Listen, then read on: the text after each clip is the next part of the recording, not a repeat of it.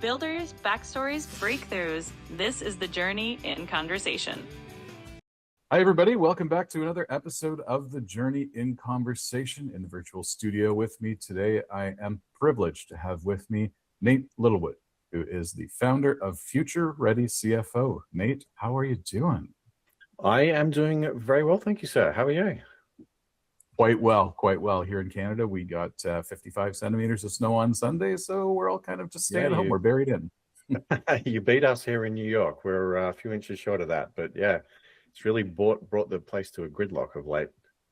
Yeah, and it's funny how much you when you get a weather event like that, the city's just not prepared for. It's funny how it takes a few days for public transit and for like the roads and everything to get cleared up. I know here in Toronto, we have trams, light rail that kind of runs along the road, right, to augment our metro system, which is nothing compared to New York City's metro system. But what ends up happening here is you get snow piled up on the road and people are still trying to park on the same streets. But because of the snow, the cars are kind of pushed out, and the light rail that runs on those fixed tracks, like they just kind of go and they can't get by the cars and they have to sit there and honk their horn until somebody comes out of the shop and moves their car, and you can kind of move on after that. Yeah, a bit of a nightmare. Well, let's start off the show with a bit of a chit chat about you. I like to ask guests who are on, what's your origin story, whether it's a supervillain or superhero kind of lens on it. But tell the folks at home, like, where have you come from? What are you doing? Like, what's your background? Yeah, for sure. Well, I am currently working on a fractional CFO consulting business and have been at this for a couple of years. Basically, what I do is help founders in the e-commerce and CPG or consumer packaged goods space bring clarity to their financials, and so that they can make better decisions and essentially sleep better at night. Scale more profitably and with less stress. The path to getting here, however, was not super conventional. As you may have already deduced, I grew up in Australia, Western Australia more specifically, which is a huge resources part of the world. Oil and gas and mining are pretty huge there. Actually studied engineering for my undergrad and worked in the mining industry for about 4 years before pivoting in getting into the world of finance. I landed a job with an investment bank, moved over to Melbourne, actually spent a couple of years living in Toronto. I used to be by the St. Lawrence markets downtown. And then moved down here to New York in about 2013. And since being here, I spent a little bit of time still in the finance industry working for the bank. But around 2015, I left that, started my own e-commerce business, which was kind of a mission purpose-led gardening startup. We were focused on like urban and indoor gardening. And nowadays, I am, working as a fractional CFO, helping other founders, scale and build their businesses. So, career pivots is something I've been through a few of. Personal reinventions is something I've done a few times, and more recently have had, a fair bit of experience and practice at just, personal brand building and having to think about marketing and sales and customer acquisition and all that sort of stuff. That's interesting. I find that more and more as businesses are spinning up, and particularly with businesses that are bootstrapping, you need access to that specialized expertise and talent from someone who's spent, a decade, 2 decades working in a particular discipline and building their skills to really advise them and help them navigate. And fractional leadership is emerging as something that is quite good for those small scaling businesses, because you can draw on that expertise, but still carry that expertise in the business without having to also carry the overhead and the obligations that go with hiring a full-time C-suite executive, because it can easily get into $250,000, $300,000, $400,000, $500,000 a year for a talented C-suite person. And a business that's starting out with $1 million in seed capital, perhaps that doesn't make any financial sense for them to carry that.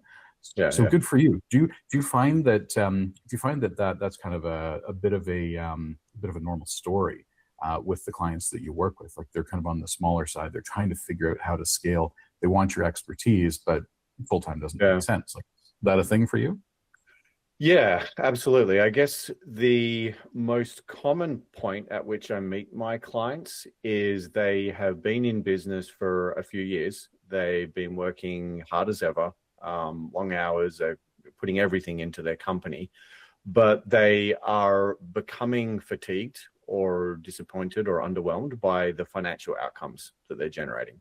So, what they're able to pay themselves or the profitability or what's accumulating in their bank account just doesn't seem to be correlating with the amount of effort and work that they're putting in.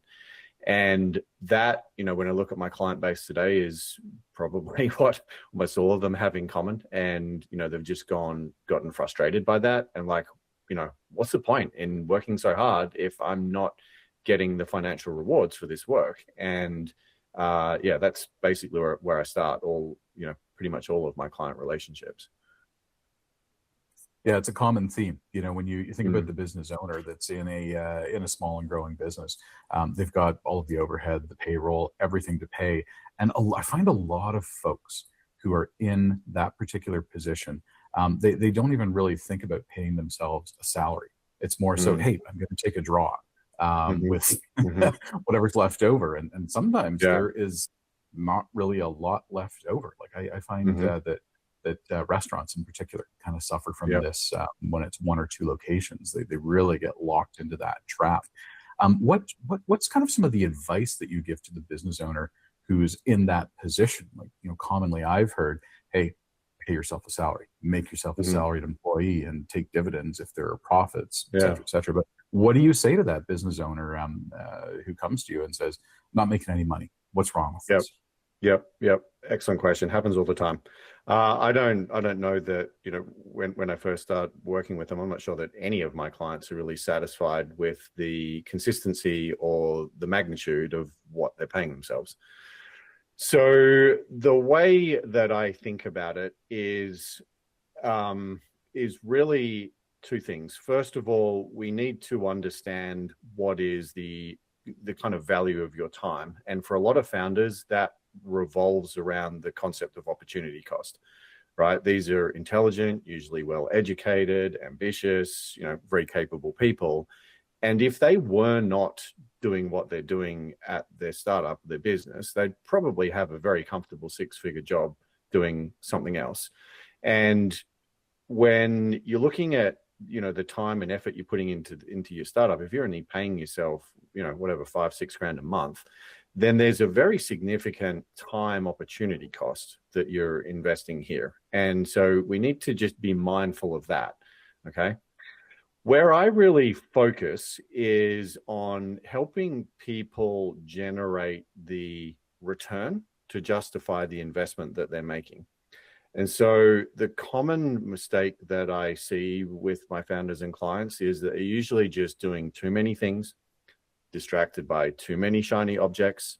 They're trying to do absolutely everything, and they lack a focus and concentrated effort on a small number of priorities that are really needed to move the business forwards. So I usually start my engagements, like I'll get on the onboarding call, and we'll say, tell me what's going on. What are you trying to do here? And they'll tell me about TikTok Shop and Instagram and new product launches and new sales channels and cost reductions and blah blah blah blah blah. There's usually a list of a couple of dozen things. But then we go through a 3-step process, or I have 3 different frameworks that I apply to bring focus and clarity to that list. The first is fairly financially oriented. I'll use return on investment, or ROI type math, which is basically looking how much earnings or EBITDA can this opportunity generate, and what is it going to cost us, either in time, money, or both, i.e. that's the investment part. And so how does that return that we can generate compare to the investment that we're putting on the table? So that, like, just, I guess it's a materiality filter, right? Like, how big and significant are some of these opportunities? The next thing we'll do is a bottleneck analysis, right? Everyone's familiar with the concept of a bottleneck. And in businesses like my clients run, you can apply the bottleneck framework in many different ways. One example is you could look at how traffic flows through a website, right? You have a website visitor, multiplied by a conversion rate. That tells me how many purchases you get, multiplied by an average order value. That tells me how much revenue you generate on first orders. Multiply that by a repeat customer rate, tells me, how many times people come back. And, you can do the math and figure out how much income the business is generating.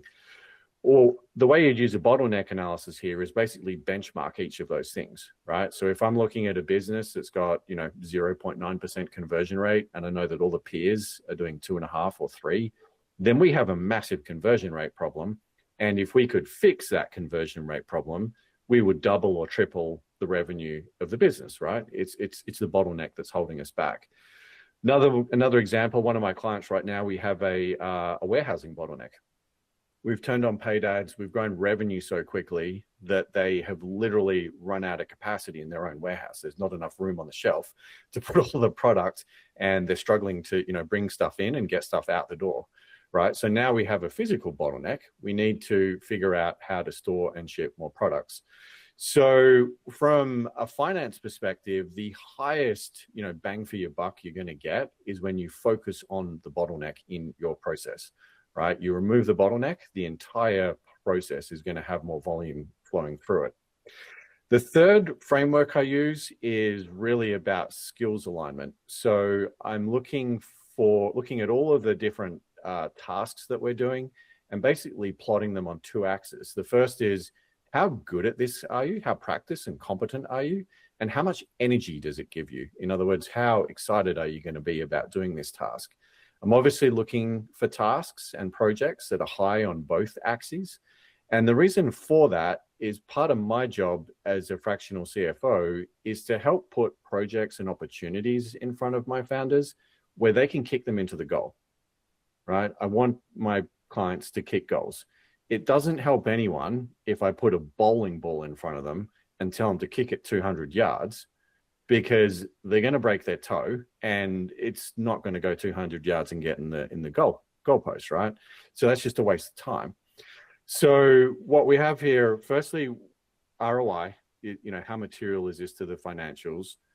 Bottleneck analysis tells us where are we going to get the most bang for a buck and how can we improve the flow rate through the business? And the third is looking at how well equipped are we as a team or you as a founder to actually solve this problem, right?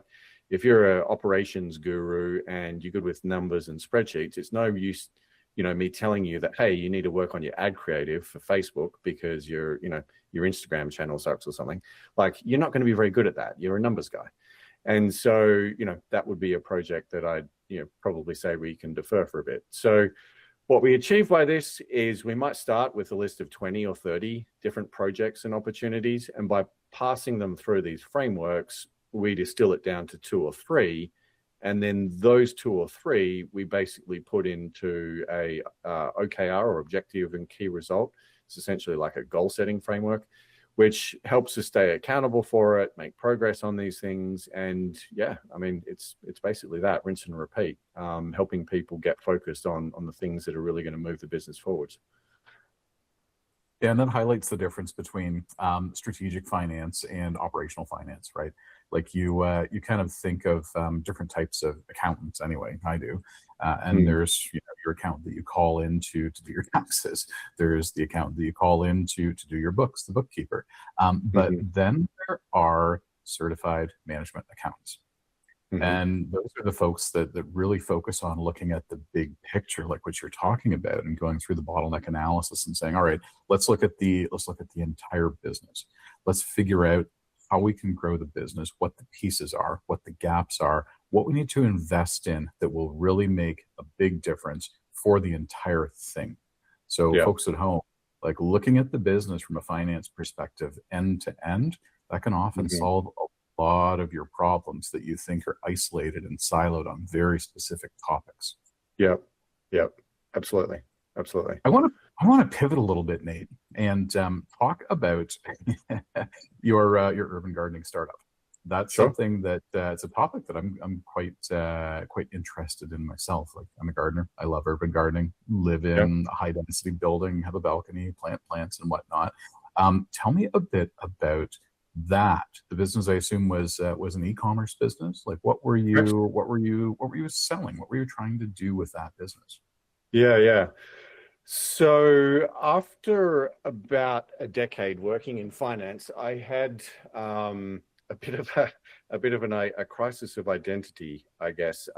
For a lot of that time, I'd really struggled with, what was the purpose, what is the mission of all this? But frankly, when you're getting paid bucket loads of money and they're sending you all over the world to do it, it's like you can push those thoughts to the back of your head.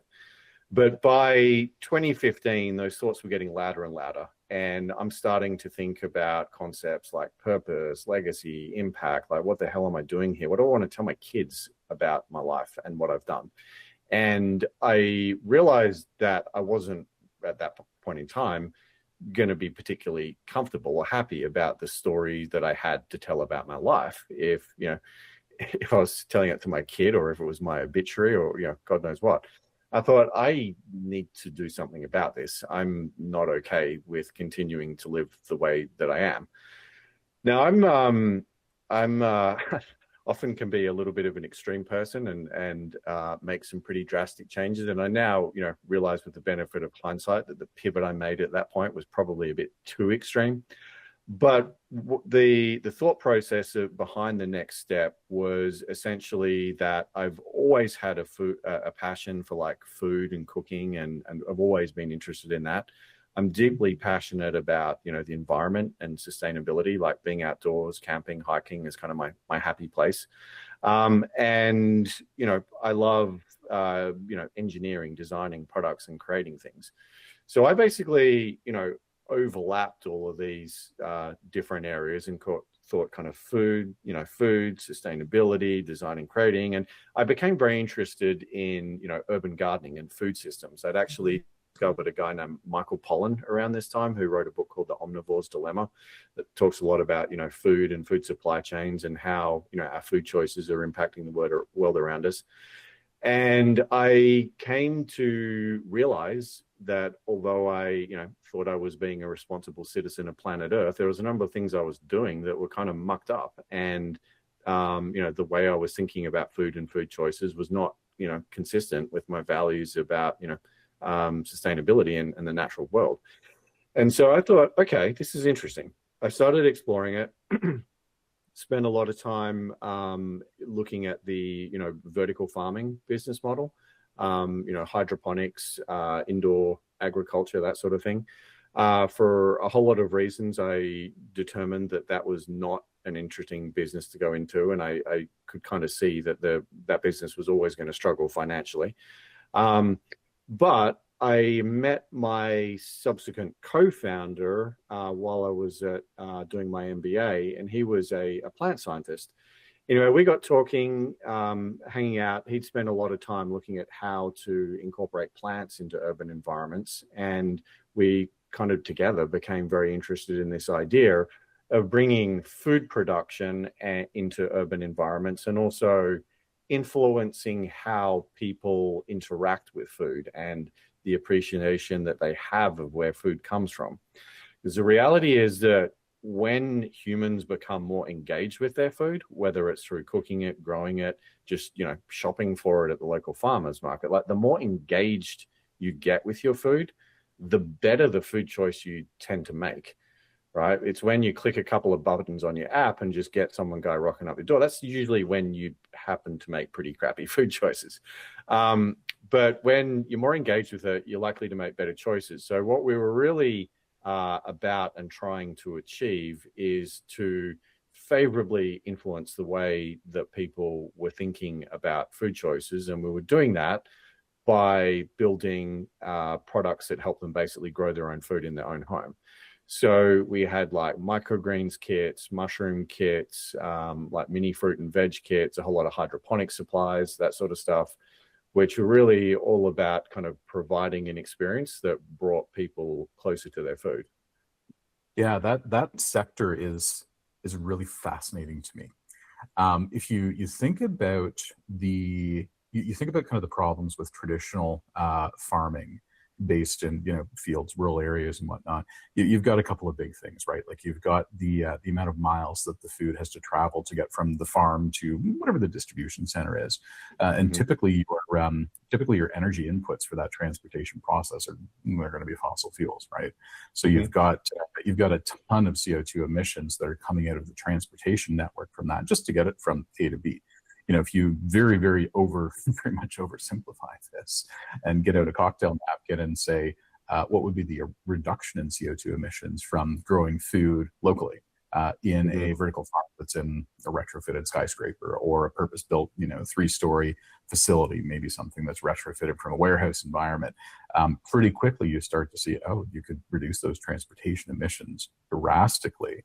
But the big sticking point with vertical farming and with indoor farming, hydroponics, greenhouse, whatever, is the energy input costs, right? Because it takes energy to fuel those grow lamps, that lighting, because the sun, not 24 hours a day.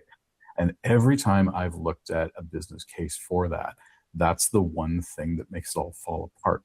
Just does not work on that. But like you're kind of talking about, looking at a distributed system where you're saying, okay, instead of trying to centralize the production of food into one vertical farm or one facility, what if we can encourage people to do more gardening and more production of food in their home environment using the resources that they kind of already have on a smaller scale? You look at one apartment unit, 3 people living in it, the impact of that, it's not going to be a whole lot. But when you multiply that over 3 million households, it gets a little bit more substantial and a little bit more significant. So what did you in that business come to in terms of impact? Like, did you start to get some traction? Like, where did you find the success points in what you were trying to do with that business? And also conversely, where did you find the failure points in what you're trying to do with that business? Yeah, good question. And you're absolutely right about a lot of the issues around energy intensity and embodied energy, and not just the electricity for the lighting, but also the materials for the warehouse, the concrete that you need to put the warehouse on. Like there's all embodied energy there. So we did a few things. First of all, I had recognized that the indoor vertical farming model was, not only challenging from a sustainability argument, but I think there's a number of, cost dynamics there that were very challenging. And we also kind of came to the realization that the greatest impact that we were going to have was not through the direct action of like supplying food, i.e. delivering a box of lettuce or basil or whatever, but instead the way that we could influence the way people think or their relationship with food, right? The basil or the herbs or the mushroom kit that I might be able to help you grow, it might only be a garnish or a small part of Saturday night's dinner. But as a result of having had that experience, and now understanding the process of what it takes to grow mushrooms or basil or lettuce or whatever in your home, it then forces you to think differently about every other food choice you make. So the next time you're walking through the supermarket, you may be taking a couple more moments to look at the ingredients list. You're asking questions about like, is this stuff actually in season? Is it realistic for this to have been grown locally at this time of year? I think it's something like, 10 companies control about 85% of the food that gets consumed in the US, right? And it's just terrifying when you start to look into where our food actually comes from, how it's produced, and the incentives that the people have who are actually doing that, right? If you look at the incentive model behind the people who are supplying most of our food, it's not life expectancy. It's not your body mass index. It's not your cholesterol level. They don't get rewarded for any of that stuff. They get rewarded for profitability and shareholder returns. That's how they get paid, right? There's nothing to do with your health or wellness that determines how food executives get paid. So, do you really want to be fed by someone whose primary objective is to make as much profit out of you as possible? And we kind of came to the conclusion that that was a pretty messed up system, and that's partly why we wanted to do something about it. In terms of the impact that we had, we looked at ourselves and thought, you know what, this is a noble endeavor and all well and good, but we would be absolutely, mortified if we learned at some point in the future that despite our best intentions, we're actually doing worse than the status quo or the alternative. So there were two things we did about that. First, we went through the B Corporation assessment. You might have heard of B Lab, B Corp. Some companies have that B Corp logo. It's basically a certification that proves that you have incentives beyond financial, right? You have to commit to having some greater, corporate purpose and mission in order to get that assignment. The other thing we did is we became certified carbon neutral. So we actually looked at the embodied energy of all of our products, all the plastic, all the packets of seeds. Like, we looked at where everything came from, figured out its energy intensity, and then, determined the carbon footprint of our own company and figured out how to offset it. So it's like, okay, we've kind of relieved our guilt. At least we know we're not doing any harm here. Now we can focus on doing good. I guess what I learned from all this process is I think we did, an okay job of product and supply chain and, bringing things to market. My partner and I are both engineers, and, the product numbers operation side of things, I think we did pretty well at. Where we really struggled, both as a business and frankly, me personally, is with the marketing and, customer acquisition side of things. We went at this for far too long with these noble environmental, like, we want to make the world a better place type mission. But what I came to realize is that stuff doesn't sell. People don't wake up in the morning going, oh my God, I need to lower my carbon footprint today and, be a better citizen of planet Earth, right? Their needs, wants, and desires are, I hate to be crude, but like often a lot more just benign and materialistic than that. It's like, cool, I want to have this fun experience, or I want to give my friend a cool birthday present, or, I want to feel good about myself before I, go to yoga in the afternoon or something. And what that did to me, we had one particular product which basically turned a wine bottle, an empty wine bottle, fill it with water. It turned that into a hydroponic garden. And so you could basically grow herbs out the top of an old bottle. And we thought this is, a cool introductory product. But what we came to realize after a while is that our customers didn't see it as something that was revolutionizing the food industry. The customers saw it as a stocking stuffer for Christmas time. And I'm like, God damn it. Like, I went into this to have an impact. I wanted to, make a difference. I want to do this, that, and everything else to the food system. And here I am making freaking stocking stuffers. Like, really?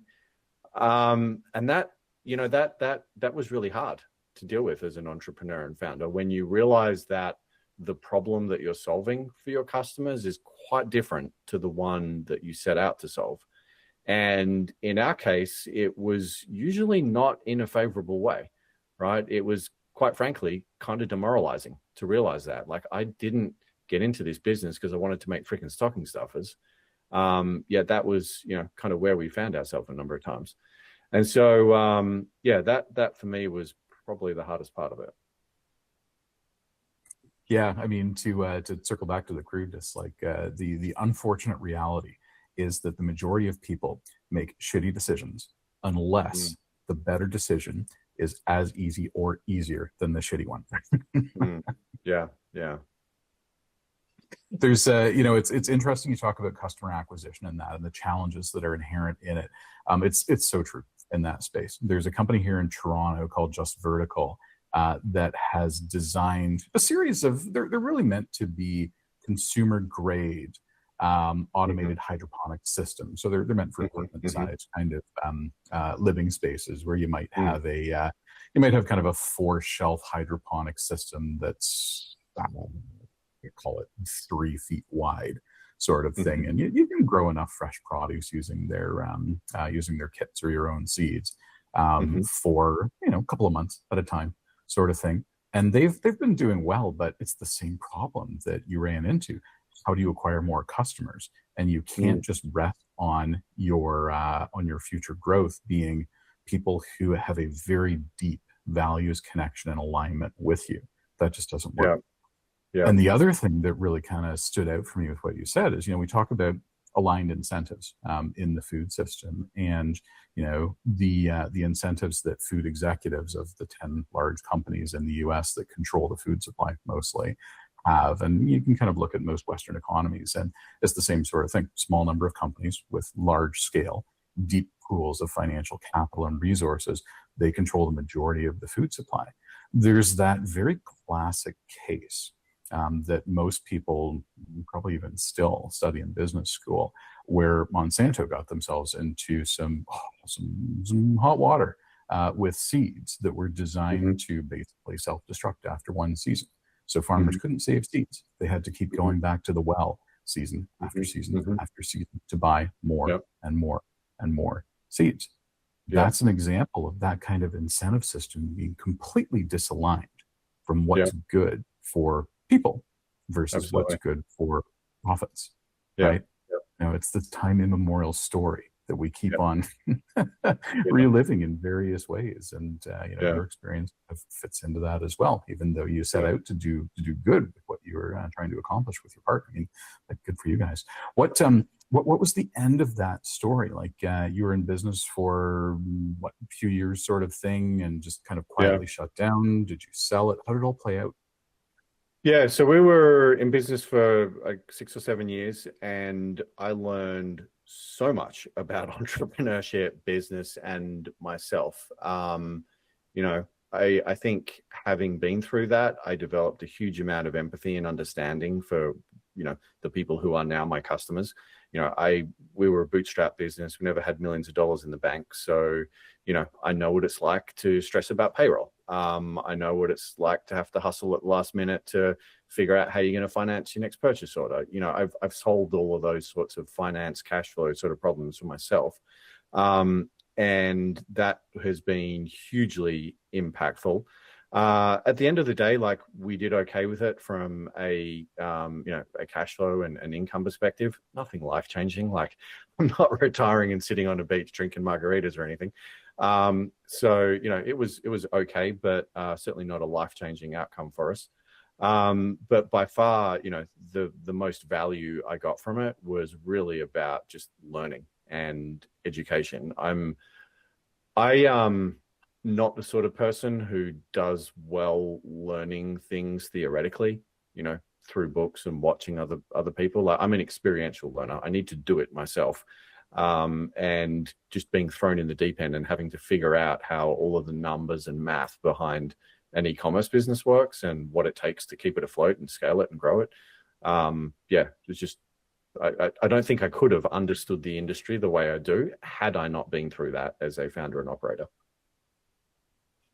Yeah. And that's one of my mantras with, myself and all of the clients that I work with, is kind of the very simple realization that you learn more from failure than you do from success. If something just like knocks it out of the park and it just works and everything is great, what do you learn from that? Keep on doing the same thing. But something completely falls apart and just does not work. You naturally go into this period of introspection and you start asking yourself the really hard questions. What happened? Was it me?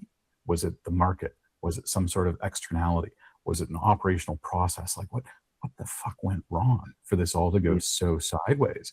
And through that process, and business owners and people who build things, they're naturally deeply invested in what they're doing because they have incentive to be so, right? They take those lessons to heart in a very serious way that other people do not. So, folks at home, don't be afraid of failure. Failure is not the end of your journey. Failure is just one step in the road. It's an opportunity to be better, to strengthen what you're doing, your skill set, your capabilities, and to take that into the next time. I want to ask you, Nate, if you could give, Nate from 10 years ago, one piece of advice, what would it be? I'm going to reflect back what you just said. I mean, that what you just described is literally how my view towards growth and startup and entrepreneurship has evolved. When I was, 10 year ago me, I didn't, I was terrified by the idea of failure. I didn't like it. It was embarrassing. It was humiliating. Like, I didn't want to have to go tell, my family and friends and network that I'd screwed this up. And it was, something that I was, I guess, afraid of failing. For my second business, Future Ready, I've now come to appreciate the benefit of failing, and I have intentionally designed some tasks in a way to make me fail. Right. So I've done, rushed, rapid launch, like doing client webinars, for example, right? So promote a webinar, get people on, get them to sign up, do a webinar, do it all real quick, do it in a way that is almost going to be embarrassing to myself. Because if I put myself in that situation, it's like, okay, I got 2 people to show up and no one bought my damn product at the end of the thing. It's like, okay, I've now learned a whole lot of things that didn't work. I now know how not to advertise it, how not to get people to actually show up. I now know how not to share my slides during the thing and what I shouldn't say.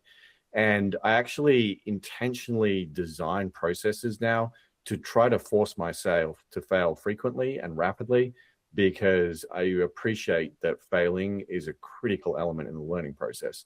And the more I fail, the quicker I can fail, the faster I'm learning, and the quicker I'm getting to where I want to be. Yeah, it's that's really interesting. You are probably the first person that I've talked to on the show, or kind of elsewhere, who has said, I intentionally try to fail. But it makes a lot of sense.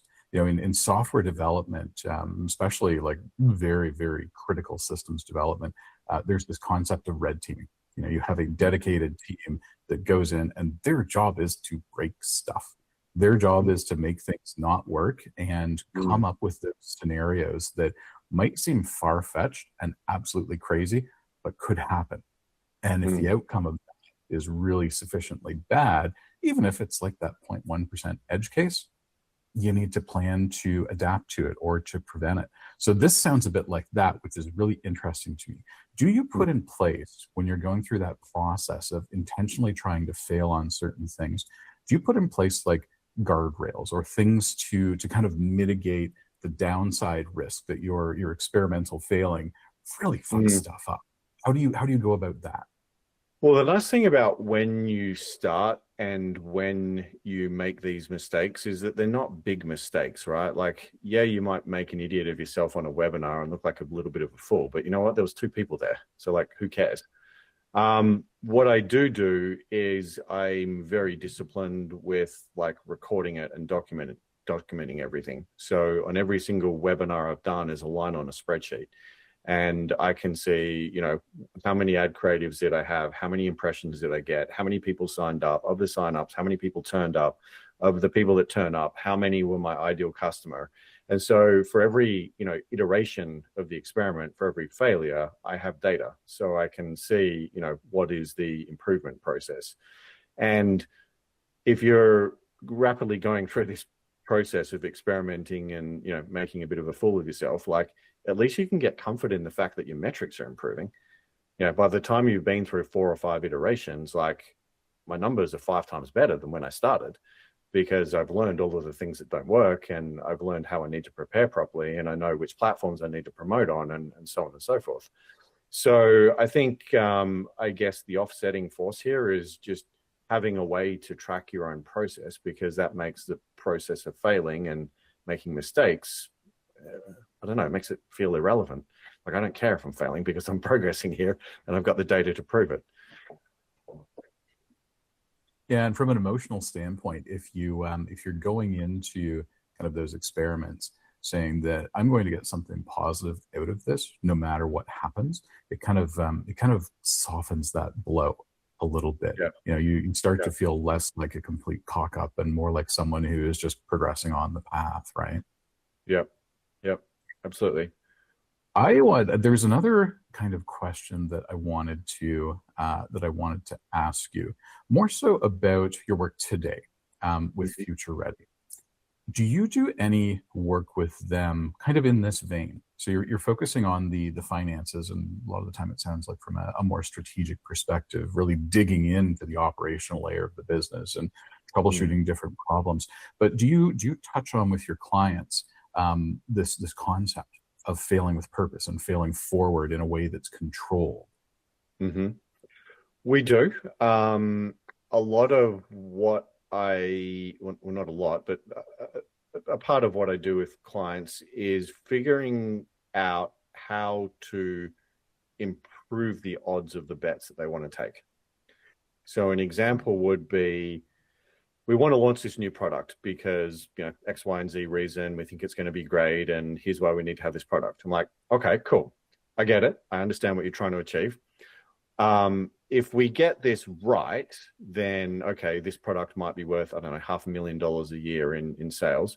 If we get it wrong, then it's also, pretty expensive because we have hundreds of thousands of dollars worth of inventory that we can't sell, and probably too much debt, too much interest, blah, blah, blah.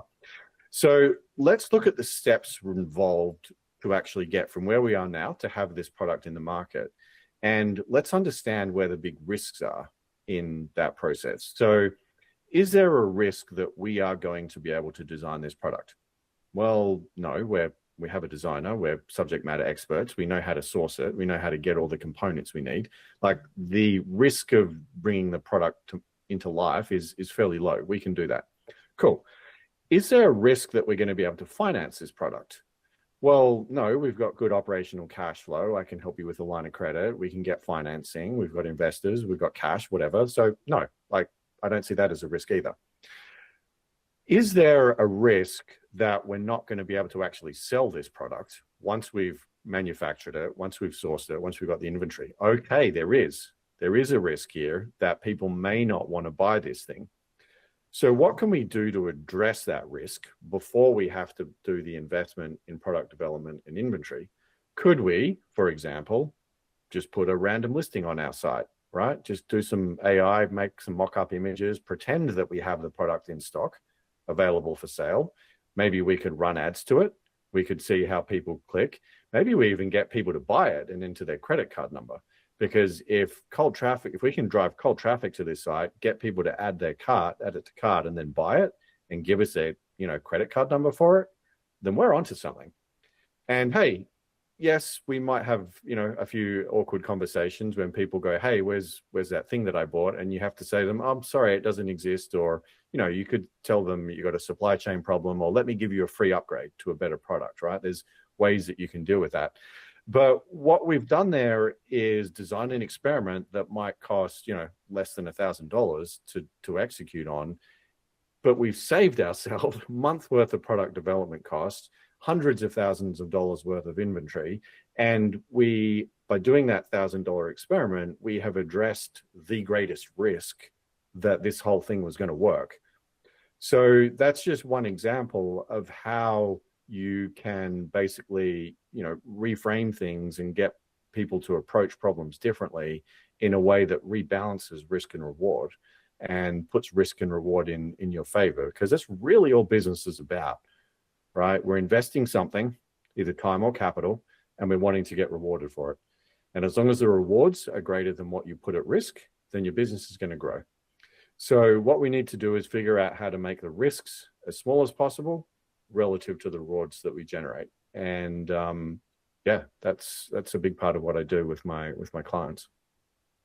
Well, that seems like a very natural segue into kind of our wrap up for the show. And each guest is on here.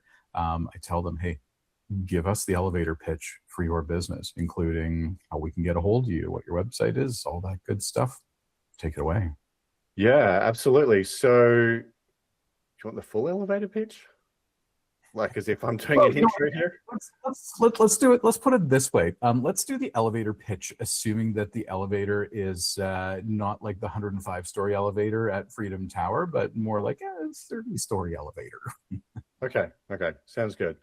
Yeah, well, my name is Nate Littlewood. I'm the founder of Future Ready CFO, where we support early stage, purpose-led founders in the e-com and CPG space achieve their business and financial goals by bringing clarity to their numbers and showing them how to use financial data to make better decisions. Unlike a lot of other CFOs, I've actually walked the walk. We've spent a bit of time talking about that today. And essentially what I do is through content, courses, and one-on-one coaching, I am on a mission to make finance education and support more accessible for startup founders. And ultimately, what I'm aspiring to do here is put an end to the current reality that finance and lack of finance education is the number one reality that these businesses fail. So yeah, that's kind of what I'm all about. And website, LinkedIn, all that stuff. How do people get in touch with you? Yeah, so best social channel is LinkedIn, Nate Littlewood. I'm on there pretty much every day. That's the easiest place to find me. The website is futurereadycfo.com, and you'll learn more about the products and services there, as well as there's a couple of places to get hold of me. There you go, folks. You have it right from Nate's mouth. Don't worry about doing the pause, rewind thing. I will put links to everything in the show notes for you. If you want to talk to Nate, that's where you'll find all of the stuff. Nate Littlewood, thank you very much for joining us on the show. It's been a fantastic conversation. I appreciate the time. Thank you so much. Thanks for tuning in to The Journey in Conversation.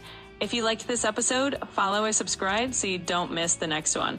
More builders, more breakthroughs, coming soon.